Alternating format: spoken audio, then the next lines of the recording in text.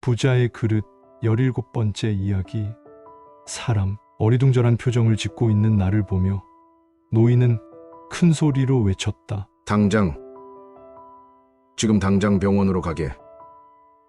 가서 딸의 얼굴을 보게나. 오늘이 자네 딸이 수술을 받는 날이 아닌가? 이 노인이 어떻게 그걸 알고 있지? 그러나 더 이상 이런 의문에 대해 생각할 겨를도 없었다. 노인의 목소리가 내 등을 힘차게 떠밀었기 때문이다. 돈으로 해결할 수 없는 일도 있어. 그런 건 몸으로 해야 한다네. 그 점만큼은 가난한 사람도 부자도 똑같아. 그러니까 지금 당장 뛰게나. 네, 알겠습니다. 병원은 알고 있나? 네, 알고 있습니다. 이걸 들고 가게. 이건 택시비입니까? 정말 아니 감사합니다. 신경 쓰지 말고 한시라도 빨리 가게. 노인의 배웅을 받으며 나는 서둘러 택시에 올라탔다. 택시 기사에게 병원 이름을 말하자 차는 거친 소리를 내며 출발했다. 기사는 긴급한 상황임을 눈치챘는지 맹렬한 속도로 병원을 향해 달렸다. 병원에 도착하자 야간 출입구만 열려 있었다. 건물 안으로 들어가니 병원 안은 이미 소등되어 어둠컴컴했다. 저 멀리 불이 켜진 곳이 보였다. 그 불빛을 향해 나는 있는 힘껏 뛰어갔다. 도착한 곳은 간호사실이었다. 저기 고토 아이코의 아빠입니다. 아니 가시와기 아이코라고 해야 하나요? 나이가 지긋한 간호사가 의아한 듯 쳐다보더니 새파랗게 질린 내 얼굴을 보고 상황을 짐작했는지 상냥하게 대답해 주었다. 고토 아이코 양은 오늘 수술을 받아서 이제 거의 끝났을 겁니다. 수술실 앞에서 사모님이 기다리고 계세요. 나는 간호사가 알려준 곳을 향해 길고 어두운 병원 복도를 달렸다. 수술실 앞에 도착하자 기다란 의자에 오독하니 앉은 낯익은 사람의 그림자가 보였다. 아내였다. 아이코, 수술은 어떻게 됐어? 당신, 어떻게 여기를? 그건 나중에. 아이코는 어때? 의사 선생님이 어려운 수술이라고 하셨어. 하지만 최선을 다하셨대. 그리고 20여 분 동안 나는 오랜만에 아내와 단둘이서 이야기를 나눴다. 나는 먼저 그녀에게 사과했다. 그동안 아무런 힘이 되어주지 못해서 정말 미안해. 그리고 그러자 아내는 내 말을 슬며시 가로막더니 천천히 입을 열었다. 그동안 나만 힘든 줄 알았어.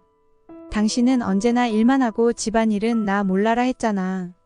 나 혼자서 아이코를 돌봤고 당신은 말로는 가족을 사랑한다고 했지만 아무리 돈을 많이 벌어와도 전혀 와 닿지 않았어.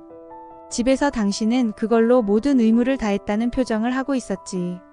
나는 그런 당신과 생각이 완전히 달랐고 당신은 사업이 잘 안 되어서 내가 이혼했다고 생각하는 것 같은데 사실 그전부터 결심했던 거야. 이 아내. 아니야. 그런 내 생각도 독선적이었다는 걸 알았거든. 이번 일을 겪으면서 다시 깨달았어. 우리 모두 자기만 생각하고 있었던 거야. 아이코가 제일로 바랐던 건 단지 우리가 사이좋게 지내는 것이었는데 우린 서로 자기 좋을 대로만 한 거지. 당신은 돈만 벌어오면 된다고 생각했고 나는 돈만 벌어오면 다야.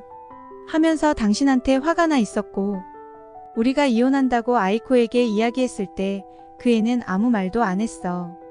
하지만 성을 바꾸는 건 싫다고 완강히 거부하더라. 그런 점은 당신을 닮았나 봐. 역시나 나한테 그 애의 아버지까지 뺏을 권리는 없었어. 우리 때문에 그 애를 더는 힘들게 하지 말자. 아내는 마지막에 오열했고 그 소리는 복도에 울려 퍼졌다. 알았어. 하고 싶은 말이 많았지만 가슴이 미어져 그 한마디밖에 할 수 없었다. 쾅! 마침내 수술실 문이 열렸을 때 의사의 눈에 우리는 어떻게 비쳤을까?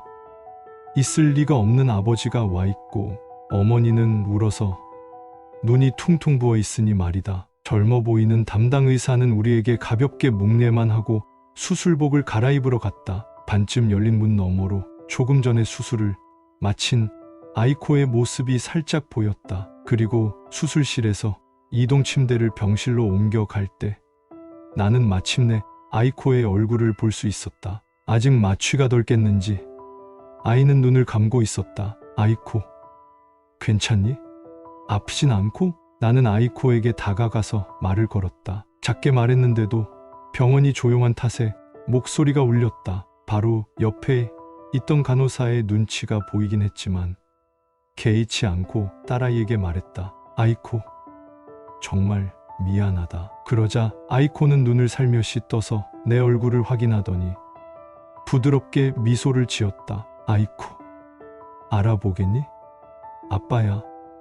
다행이다. 그 말만 하더니 아이코는 다시 눈을 감았다. 나는 병실로 향하는 침대를 붙잡고 계속 말을 붙이려고 했다. 그러자 간호사가 나를 막으며 이렇게 말했다. 수술이 막 끝나서 흥분하면 안 좋으니까 그만하세요. 그래도 내가 아이코에게 계속 말을 걸려고 하자 간호사는 다른 환자분들도 계시니까 이만 돌아가세요. 라며 나를 강력하게 제지했다. 아이코가 간 뒤 병원 복도에서 나와 아내는 우두커니 서 있었다. 그때였다. 저기 실례합니다. 혹시 고토 씨 되세요? 아까 수술실 장소를 알려준 나이가 지긋한 간호사가 다가왔다. 고토 씨 맞죠? 조금 전에 어떤 할아버님이 이 편지를 전해달라고 하셔서요. 간호사가 건넨 봉투에는 고토 에이스케 귀하 조커로부터라고 적혀 있었다. 에이스케 씨. 아까는 수고가 많았네. 아니, 고맙다는 인사를 해야 하려나? 실패담을 솔직하게 들려준 일도, 이곳까지 와준 일도 모두 고맙네. 이건 나와 한 고마 아가씨의 약속이었어. 나는 그 소녀를 이 병원에서 처음 만났다네. 한 달 전까지 나는 이 병원에 입원해 있었거든. 1인실에서 쓸쓸하게 지내고 있을 때 그 소녀가 내 병실에 잘못 들어와 버렸지. 그런데 그 뒤로 그 소녀는 가끔 나를 찾아와 줬어. 간호사 몰래 병실을 잘못 들어온 척하면서 말이야.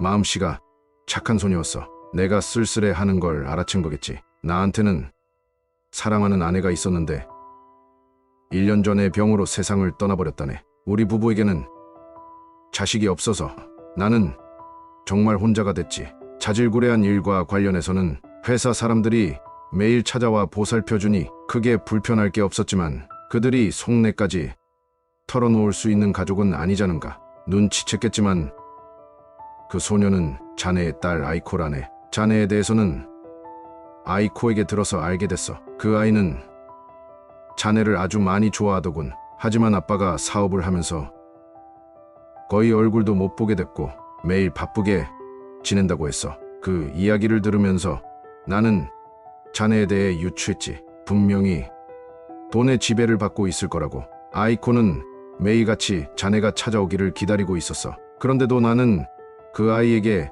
아무것도 해줄 수 없어 가슴이 아팠지. 나 같은 외로운 노인에게도 이토록 자상하게 대해주는 아이를 실망시켜서는 안 된다고 생각했어. 그래서 퇴원할 때 아이코와 약속했다네. 내 아빠를 반드시 이곳에 데려오마라고.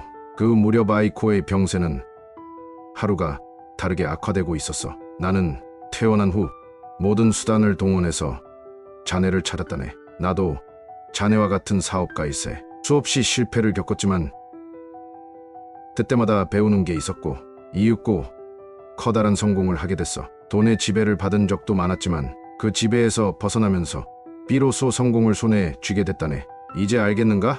성공에 필요한 건 도전 정신과 경험이지 돈이 아니란 말일세. 그리고 여러 가지를 경험할 수 있는 환경도 아주 중요하고 자네는 그 환경을 스스로 망가뜨렸네. 하지만 자네가 크게 잘못한 일은 없어. 다만 조금 서툴고 운이 없었을 뿐. 자네는 그 경험을 가지고 어떻게 할 텐가? 설마 그대로 무덤으로 가져갈 생각은 아니겠지. 나는 실패를 경험한 사람을 높이 산다네. 실패란 결단을 내린 사람만 얻을 수 있는 거니까. 다시 한번 사업을 해볼 생각은 없나? 내 회사에도 외식 부문이 있네. 원래 음식으로 시작해 키운 회사지. 그중 한 곳을 맡아서 경영자로 재기해보지 않겠나? 우리 회사에서 일하면 빚도 조금씩 갚아갈 수 있을 거야. 무엇보다 아이코를 더 이상 슬프게 하지 않았으면 하네. 자네에 대해서는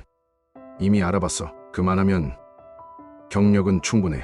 하지만 자네는 돈이 지닌 신비한 힘을 너무 모르더군. 그래서 자네에게 돈에 대해 조금 가르칠 필요가 있었지.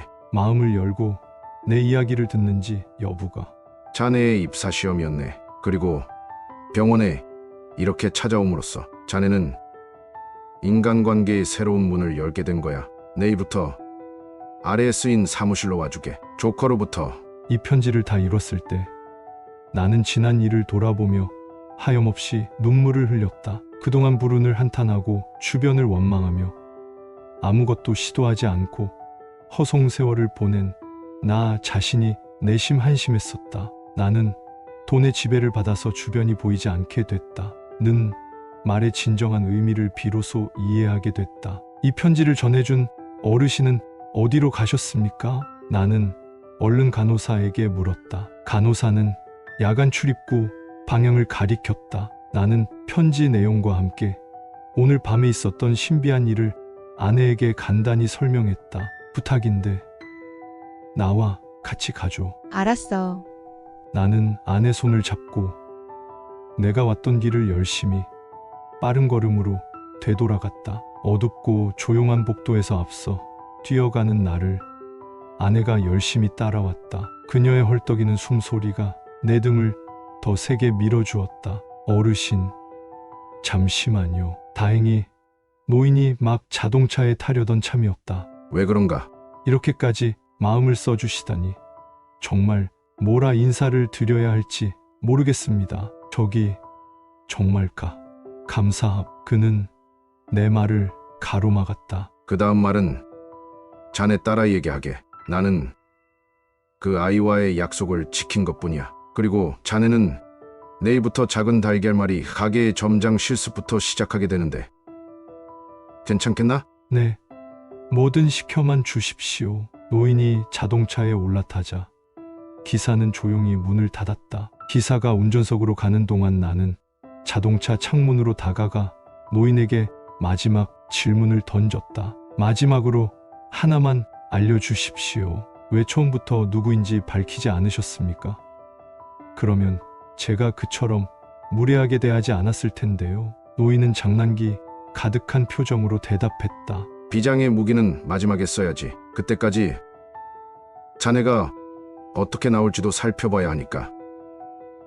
다행히 자네와 보낸 시간은 아주 즐거웠다네. 그 말만 던지더니 노인은 기사에게 신호를 보내고 자동차를 천천히 출발시켰다. 나와 아내는 노인이 탄 차가 시야에서 사라질 때까지 손을 흔들며 배웅했다. 여보, 아내는 살며시 내 손을 잡았다. 시간은 어느새 자정을 넘어갔다. 긴 하루가 끝이 나고 다시 새로운 하루가 시작됐다. 나는 아내의 손을 꽉 맞잡았다. 그 뒤 내가 어떻게 됐는지에 대해서는 굳이 상세하게 이야기할 필요가 없을 것 같다. 당연하다면 당연한 상황이 펼쳐졌기 때문이다. 나는 이것이 결코 해피엔딩은 아니라 생각한다. 이제부터가 진짜 시작이니까.